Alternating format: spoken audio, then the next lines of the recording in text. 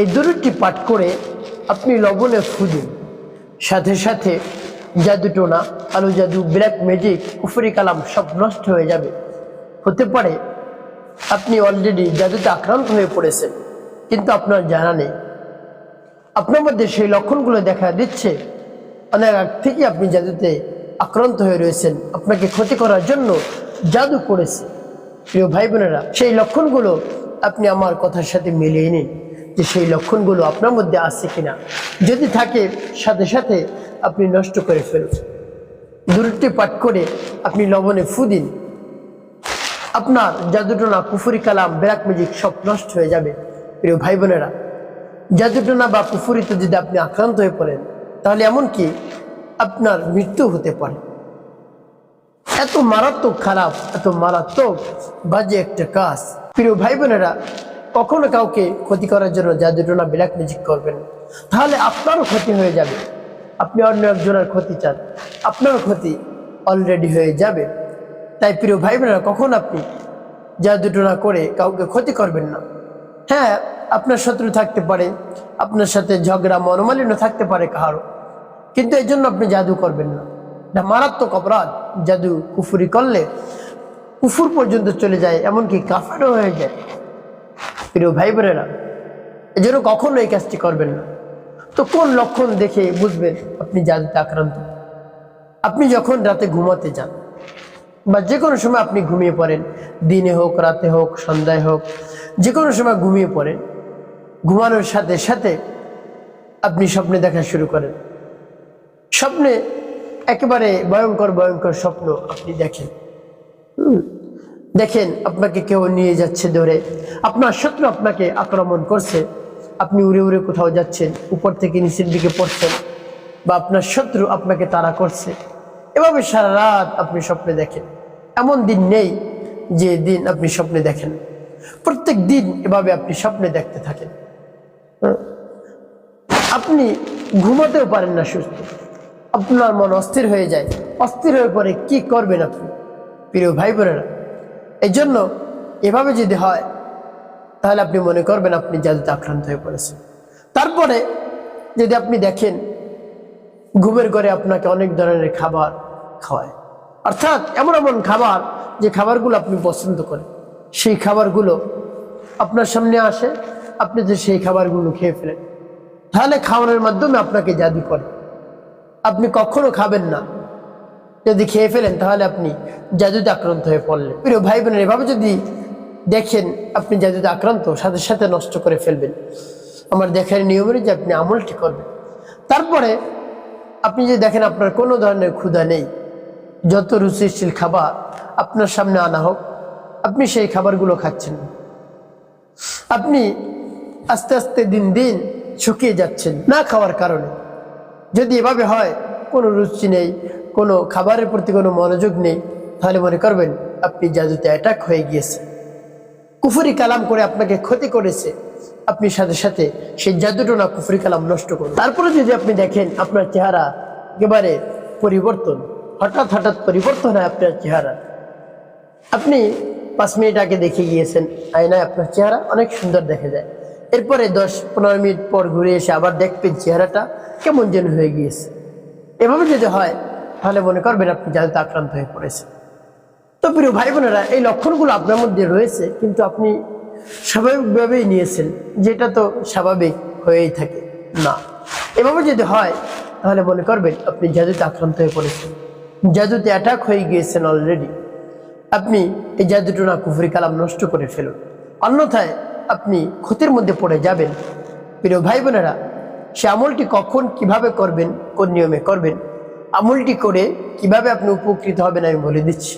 প্রিয় ভাই বোনেরা, সকলের কাছে একটি অনুরোধ থাকবে, যখন ভিডিওটি দেখবেন না টেনে না কেটে দেখার চেষ্টা করবেন, তাহলে আপনি সঠিক নিয়মে আমলটি করতে পারবেন। আর যদি টেনে টেনে কেটে কেটে দেখেন, তাহলে দেখা যায় অনেক জায়গায় বাদ পড়ে যাবে, আপনি সঠিক নিয়মে আমলটি করতে পারবেন না। তো প্রিয় ভাই বোনেরা, আমলটি করার শুরুতে আপনার কাছে কিছু লবণ রাখতে হবে, ফ্রেশ ভালো কিছু লবণ রাখবেন, 100 গ্রাম এরকম পরিমাণ রাখলে হয়, বেশি রাখতে হবে না।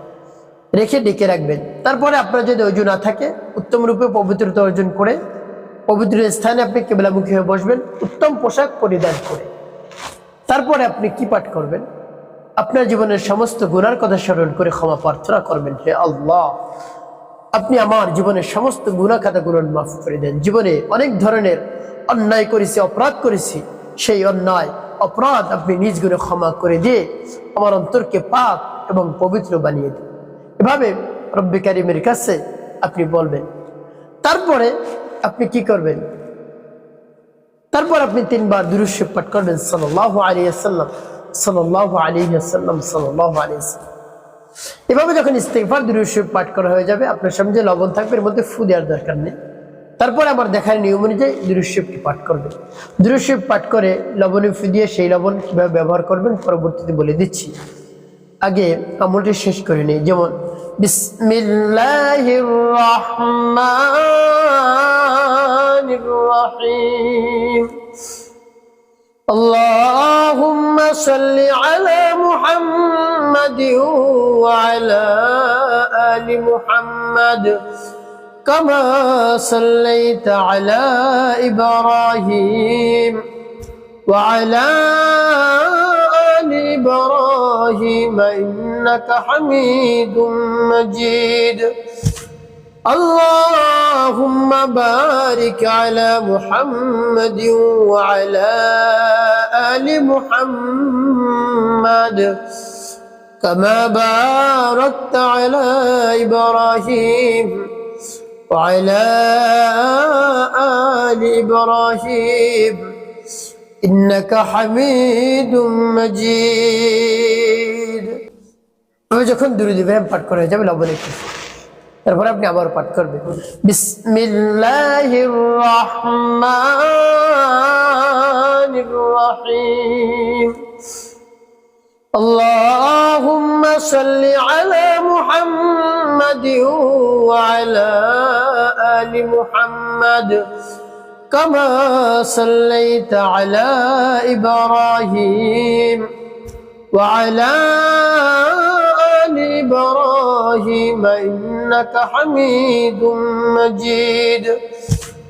اللهم بارك على محمد وعلى آل محمد كما باركت على إبراهيم وعلى آل إبراهيم إنك حميد مجيد।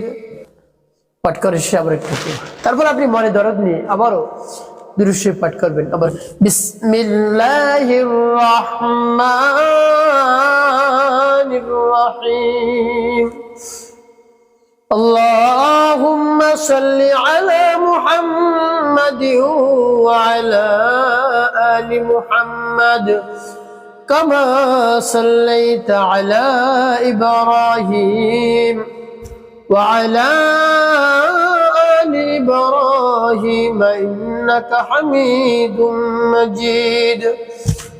اللهم بارك على محمد وعلى آل محمد كما باركت على إبراهيم وعلى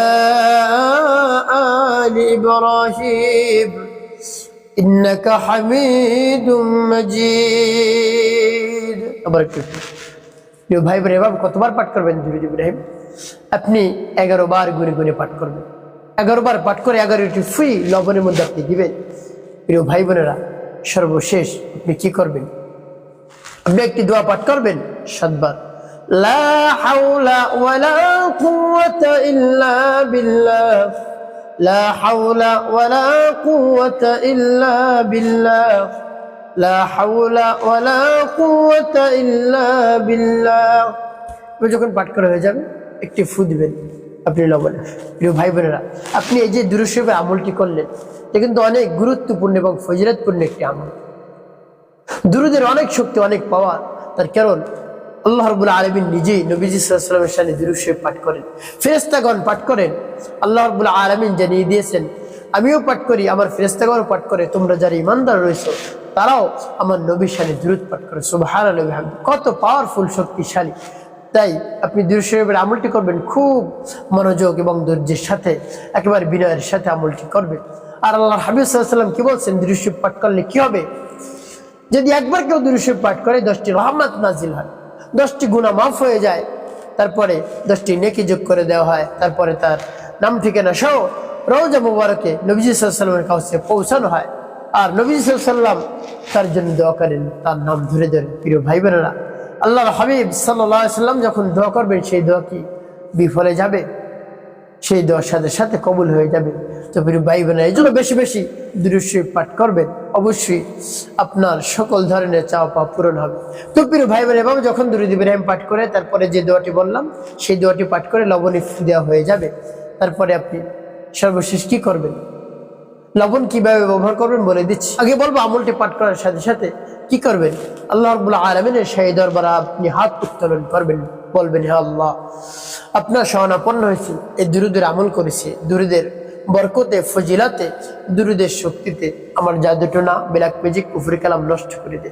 আমি ক্ষতির মধ্যে পড়ে যাচ্ছি দিন দিন, হে আল্লাহ, আমি কোনোভাবেই সুস্থ থাকতে পারছি না, আমার শারীরিক খুবই সমস্যা হচ্ছে।